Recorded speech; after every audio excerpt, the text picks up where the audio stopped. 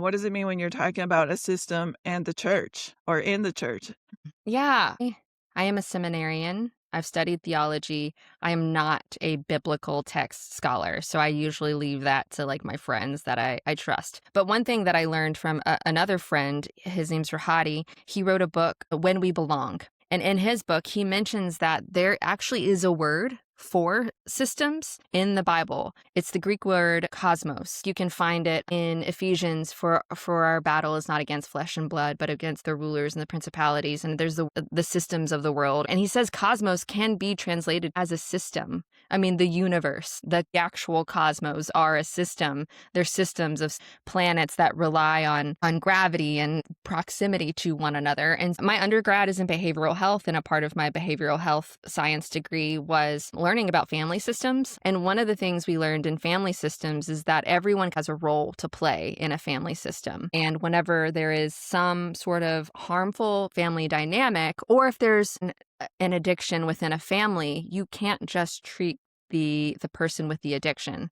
You actually have to treat the whole family because, especially over the course of time, there are micro adjustments that people have made in their behaviors such that they've like enabled a particular addiction or a particular behavior. For instance, if dad is never expected to do any of the housework and it's falling all on mom or all on the other spouse or all on the kids, and it's wearing people down and relationships are breaking down, well, the system needs to adjust because there have been micro adjustments over the course of years or decades that have allowed for this maladaptive behavior to foster. And so whenever I talk about systems in the church, I talk about something similar. Have you ever used family language of church before? Absolutely, yeah. Yeah, and I would say in the same way, a church has a local congregation has adapted to certain behaviors. So you expect these certain folks to serve in the children's department or the children's ministry. You expect certain people to be preaching. You expect certain people to X, Y, and Z, like be the ushers, to pass out communion or distribute communion or take up the offering, whatever your norms are.